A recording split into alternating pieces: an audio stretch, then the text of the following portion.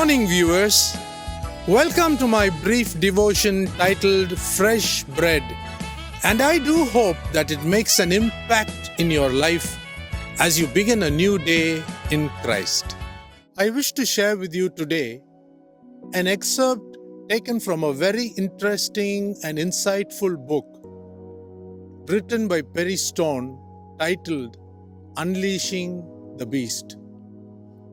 I could truly say that this book is mind-boggling.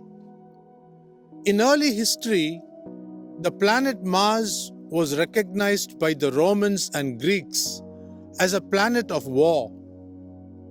In 1994, a cosmic event involving Jupiter excited both astronomers and the rabbis. A comet known as the Shoemaker Levi broke into 21 pieces. For 7 straight days, from July 16th to July 22nd, a series of 16 fragments from the comet began to bombard the surface of Jupiter. These impacts caused explosions much larger and more powerful than the nuclear bombs dropped on Japan during World War II. They covered an area that was much larger than the diameter of the earth. Jesus Christ told us to watch and pray. Luke chapter 21, verse 36. Watch what? Jerusalem. Hebrew researchers indicate that according to Jewish tradition, when the planet Jupiter is hit in the heavens, it is a sign of the end of the world.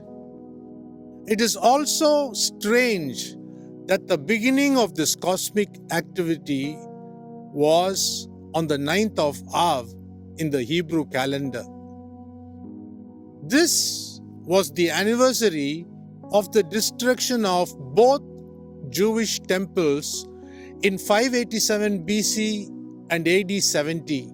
Note also that the bombardment occurred on the same day when secret talks to discuss exchanging Israel's land for peace were conducted in Oslo, Norway. Among the Hebrews, the planet Jupiter had a special meaning. The Hebrew name is Seda, which means righteous one.